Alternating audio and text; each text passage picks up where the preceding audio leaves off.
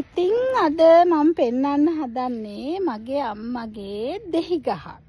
අම්මා හරි හොඳ අත්ගුණයක් තියෙන දෙයක් වැව්වහම ඒක හොඳ අස්වැන්නක් ගේන හොඳ අතක් මගේ අම්මට තියෙනවා. ඉතින් නිකන් ඉන්නේ නැහැ, හැම වෙලාවෙම මොනවා හරි වවනවා, වතුර දානවා. මොකද අපේ අම්මගේ ගේ තියෙන සෙල්ල කතරගම ඔයාලා දන්නවත් ඇති.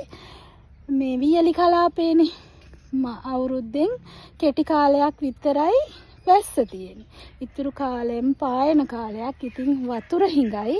හරි අමාරුවෙන් තමයි පැල ටික පරිස්සම් කරගන්නේ. අපේ අම්මගේ පන වගේ ගස් මේ තියෙන අම්මගේ දෙහි ගහක්. පේනවද? අස්වැන්න. ඉතින් හරි ආසාවෙන් අම්මා මේවා අත ගගා හදන්නේ දරුවෝ හදනවා වගේ. ඉතින් මේ අස්වැන්න හරි ලස්සනට ඇවිත් තියෙනවා.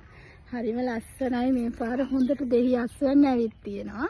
හැබැයි වැඩේ කියන්නේ හොඳට අස්වැන්න තියෙනකොට මිල නැහැ.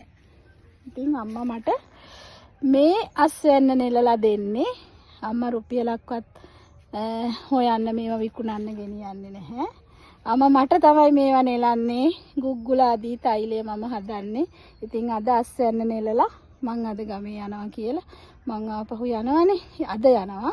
ඉතින් මට ඩිස්පෙන්සරියට ගෙනිහින් මගේ ගුග්ගුල ආදී තෛලය හදන්න අවශ්‍ය දෙහි ගෝණි 2-3ක් ඔන්න අම්මා කඩලා දුන්නා. මේ තියෙන්නේ. ඉතින් තවත් ඉතුරු වුණා ගස්වල මේ ගහෙත් මම දැක්ක ඇවිල්ලා උදේ දෙහි කැඩුවා අම්මා. ඉතින් අස්වැන්න හොඳයි. මිලක් නැහැ. මේ දවස්වල තොග ගන්න කිලෝ එක රුපියල් 150යි කිව්වා. ඉතින් 150ට අම්මා මේක කඩේට දෙන්නේ නැහැ. අම්මා කොහොමත් හැමදාම අස්වැන්න ටික නෙලලා මට තමයි දෙන්නේ. මගේ ගුග්ගුල ආදී තෛලය සම්පූර්ණයෙන්ම හදන්න අවශ්‍ය දෙහි අස්වැන්න මගේ අම්මා වත්ත පුරාම දෙහි ගස් හිටවලා තියෙනවා.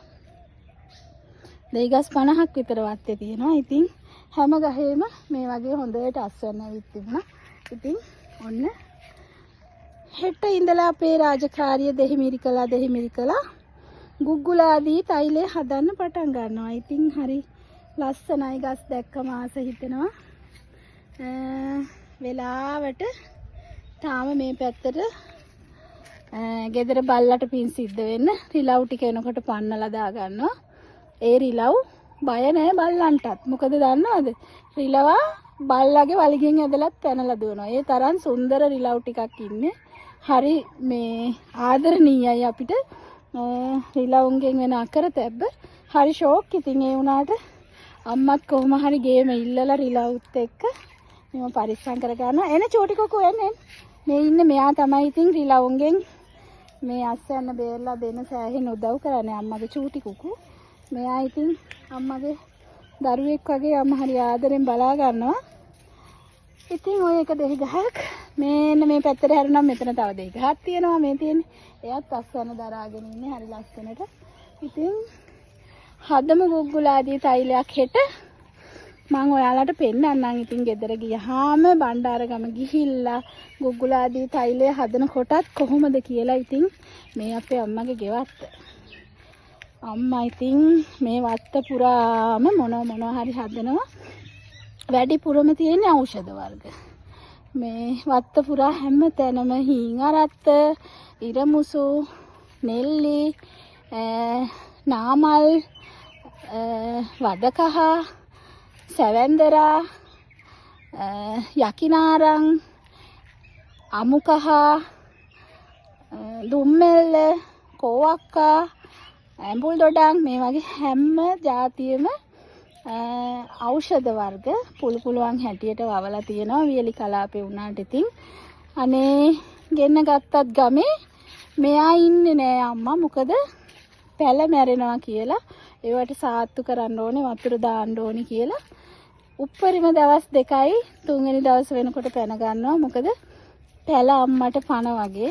ඉතින් හරි ලස්සනට වවාගෙන තියාගෙන ඉන්නවා.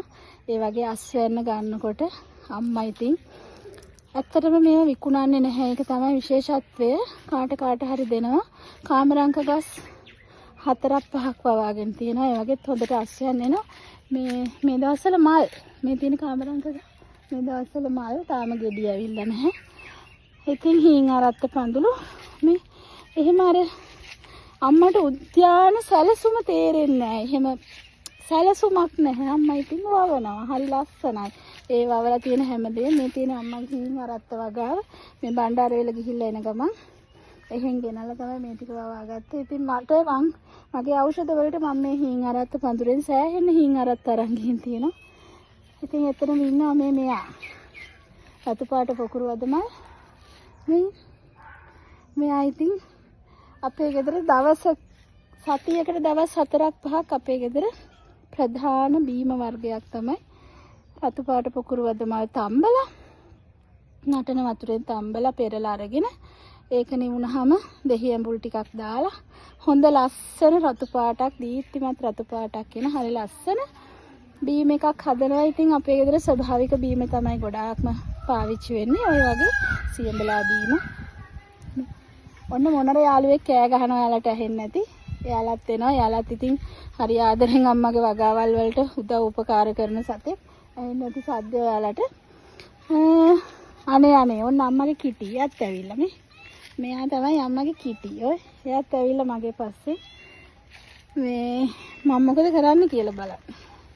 ඉතින් මේ ආයි කතරගම ආපු වෙලාවක අම්මගේ ලස්සනවත් මේ දවස්වල අම්මට හරි සතුටුයි. මොකද වහිනවනේ.